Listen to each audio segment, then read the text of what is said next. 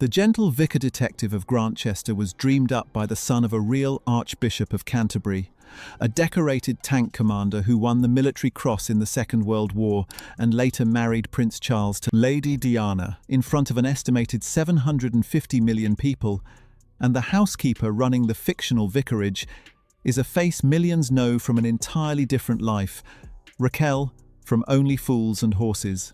Fact 1. His father ran the church.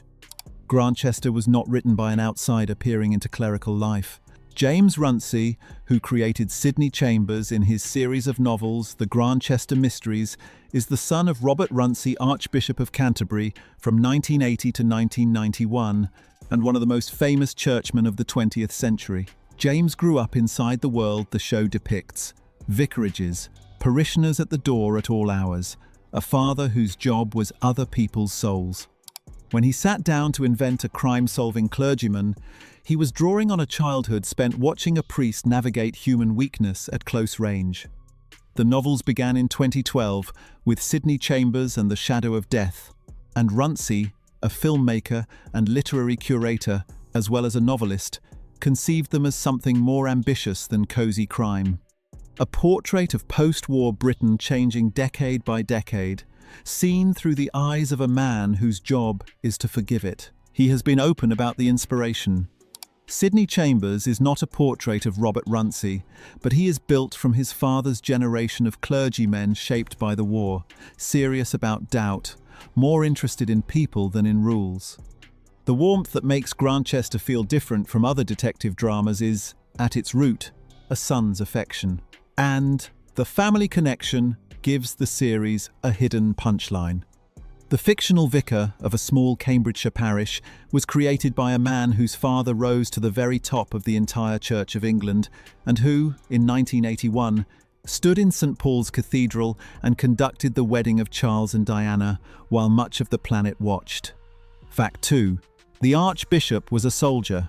Sidney Chambers carries the war with him, the guilt, the nightmares, the things he saw as a Scots Guards officer that no sermon can resolve. That backstory was not invented for dramatic effect. It came directly from the author's father. Robert Runcie served in the Scots Guards during the Second World War as a tank commander, and in 1945 he was awarded the Military Cross for bravery, including rescuing a comrade from a blazing tank while under fire. The future Archbishop of Canterbury was, quite literally, a decorated war hero before he was a priest. Like many of his generation, he rarely spoke about it. That silence, the gap between what a man did in the war and what he allows anyone to know, became one of the engines of Sidney's character. Grantchester's vicar drinks a little too much, loves jazz a little too loudly, and cannot always pray away what he remembers. The detail sharpens everything about the show's tone. Grantchester's vicars are never allowed to be soft men in soft jobs. The series keeps insisting that gentleness is something its heroes chose, at cost, after seeing the alternative. That insistence came from a real biography, not a writer's room. It is one of the quietest tributes in British television. Millions of viewers watched a fictional vicar wrestle with his war and never knew they were watching an echo of the real soldier who went on to lead the Church of England. Fact 3. Raquel runs the vicarage. Every vicar needs a housekeeper, and Grantchester's formidable Mrs. Maguire, later Mrs. Chapman, has policed the vicarage with a duster and a raised eyebrow since the very first episode. The actress behind her is one of the most beloved faces in British sitcom history, Tessa Peake-Jones, who played Raquel, Del Boy's partner, in Only Fools and Horses. For a generation of viewers, she will always be the woman standing beside Del Boy in The Nag's Head. In Grantchester, she became something entirely different, a fierce, devout, secretly tender-hearted woman of the 1950s, guarding her vicars like a lioness while disapproving of almost everything they do. She is not the only familiar face hiding in the cast. Casey Ainsworth, who plays Geordie's wife Kathy, spent years in EastEnders as Little Mo, one of the most talked-about characters in the soap's history. Grantchester quietly assembled its supporting cast from two of the biggest programmes British television ever produced. For Peake-Jones, the role has been a quiet showcase of range. Raquel was warm, modern, and long-suffering.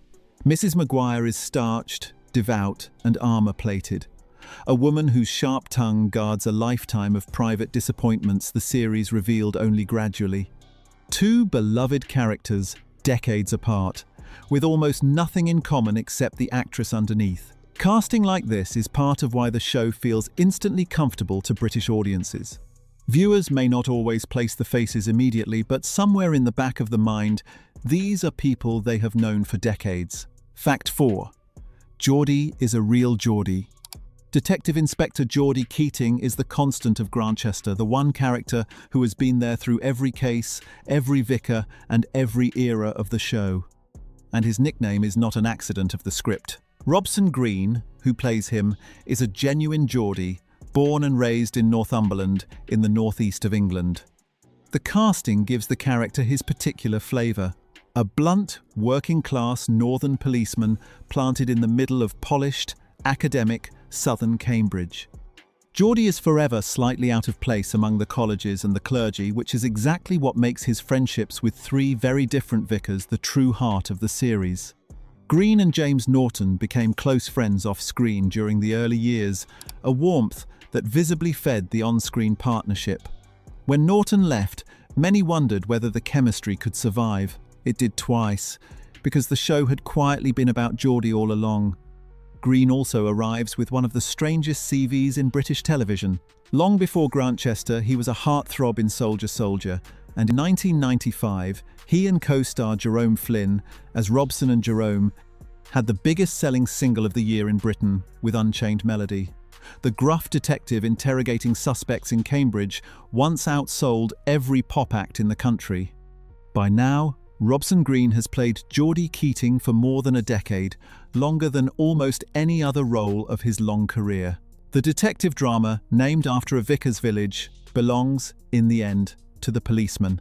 Fact 5. Norton left at his peak. When Grantchester began in 2014, James Norton was a promising young actor. By the time he hung up the dog collar after the 4th series, he was one of the most in-demand stars in Britain, and that, in essence, is why he left. The years of Grantchester were also the years of everything else. Happy Valley made him terrifying as Tommy Lee Royce. War and Peace made him a period heartthrob. McMafia made him a leading man. And his name kept surfacing, year after year, in speculation about the next James Bond. Something had to give, and it was the parish.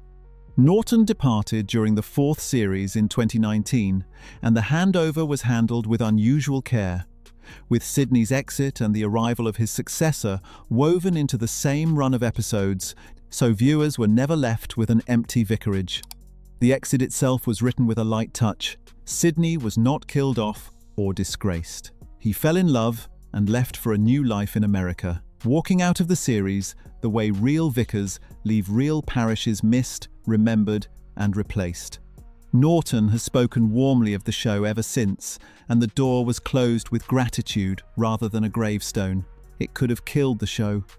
Detective dramas rarely survive losing the face on the poster. Instead, Grantchester treated the change the way a real parish would. Vicars come and vicars go, and the village carries on. That decision, more than any single case, is why the series is still running. If you're enjoying this, it would mean a lot if you subscribed. It helps us keep making videos like this one. Just hit that button and you'll never miss a new one. Fact 6. A vicar handover twice over. Replacing a beloved lead once is risky. Grantchester has now done it twice, and the second time it made a small piece of British television history. First came Tom Brittany as the Reverend Will Davenport. Younger, restless, arriving on a motorbike, a deliberate jolt of energy after Sidney's melancholy. Brittany carried the collar for 5 series and grew from newcomer into the show's centre of gravity. Then, in the 9th series, the cycle turned again. Will departed, and the vicarage went to the Reverend Alfie Cotteram, played by Rishi Nair, a former Hollyoaks actor, and the first person of colour to lead the parish in the show's history. A 1950s drama quietly asked what it meant for an outsider to be handed an English village pulpit, and built its stories around the answer. Nair has spoken about what the casting meant growing up watching period dramas in which nobody looked like him, then being handed the lead in one. The show folded that reality into the fiction, letting parishioners' prejudice, curiosity, and eventual embrace become story rather than subtext. The pattern is now part of the show's identity. Geordie remains, the vicarage changes hands, and each new vicar arrives with a different question about faith. It is a structure no other British detective drama uses, closer to Doctor Who's regenerations than to anything in the crime genre. Fact 7. Leonard's story broke ground. For all its warmth, Grantchester has never pretended the 1950s were cosy for everyone. Its bravest storyline belongs to Leonard Finch, the shy, bookish curate, played by Al Weaver, a gay man in a decade when love like his was a criminal offence in Britain. For years, the series let Leonard's secret simmer quietly, the coded friendships, the fear, the constant performance of being someone else. Then it did what few period dramas dare. It followed the history all the way down. Leonard was arrested, prosecuted for gross indecency, and sent to prison for the crime of being himself. The storyline was handled with devastating restraint, and Weaver's performance drew some of the strongest responses in the show's history, not least from viewers old enough to remember when those laws were real. Thousands of men were prosecuted in exactly this way in the decade the series depicts.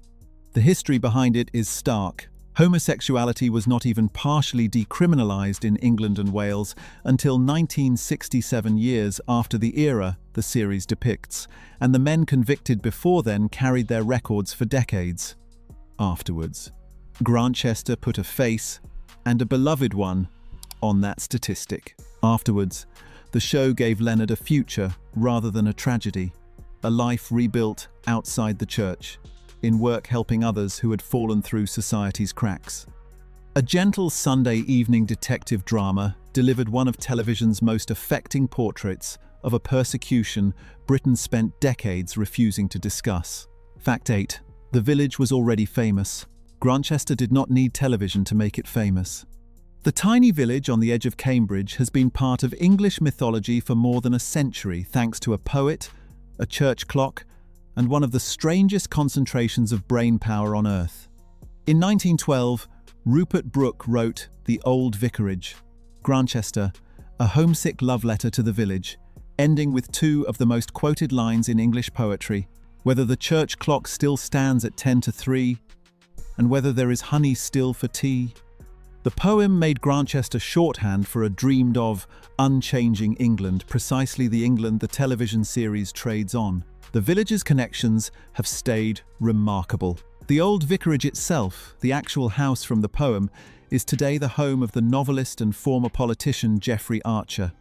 And because Cambridge academics have settled there for generations, Grantchester is often claimed to have more Nobel Prize winners per head than anywhere else in the world. The village's hold on the English imagination even reached rock music. Pink Floyd, formed in Cambridge, recorded a song called Grantchester Meadows in 1969, an 8-minute pastoral daydream of birdsong and riverbanks. By the time television arrived, Grantchester had already been mythologized by a war poet and a psychedelic band. The production films in the real village, with the parish church of St Andrew and St Mary appearing as Sydney's own. Visitors who make the pilgrimage find something rare in television tourism. The place actually looks like the programme. Fact 9. Hiding the modern world. Setting a long-running drama in 1950s Cambridge creates a problem. The cameras can never quite escape. Modern Cambridge is one of the busiest tourist cities in Britain, and the 1950s are gone. Every location shoot is an exercise in careful framing and set dressing period. Cars wheeled in, signage swapped, television aerials and yellow lines kept out of shot, and streets full of smartphone-carrying tourists politely held back so a vicar can cycle through a world without them. The reward is the show's signature imagery. Punts drifting past King's College, bicycles on cobbles, meadows along the Cam, and England assembled shot by shot from the fragments of the city that still cooperate. The famous cycling shots through the countryside have become as much a part of the show's identity as the mysteries themselves. Even the seasons conspire against the schedule. Summer scenes of cricket, picnics, and river swimming are filmed whenever the English weather permits rather than when the story demands. With the cast smiling through goosebumps in dressed-up spring, the oldest trick of British period drama, performed here for over a decade. And through the middle of it all pads the most reliable scene stealer in the cast, Dickens, the vicarage's black Labrador, a fixture since the Sidney years. Period drama is difficult. Dogs, at least, have not changed since the 1950s. Fact 10. America keeps it alive. Grantchester is broadcast by ITV in Britain, but its long life owes an enormous amount to an audience 3,500 miles away. The series is a co-production with Masterpiece on PBS, the American home of British drama, and in the United States it has become one of the most reliable hits in the Strand's history. American viewers embraced the show for the same reasons they embraced Father Brown and Sister Boniface, an idealized England of villages, vicars, and justice gently done. The Masterpiece partnership brings production money and a guaranteed second audience, the quiet economics that let a period drama keep rebuilding sets, dressing streets, and recasting leads for over a decade. That international audience also explains the show's confidence in change.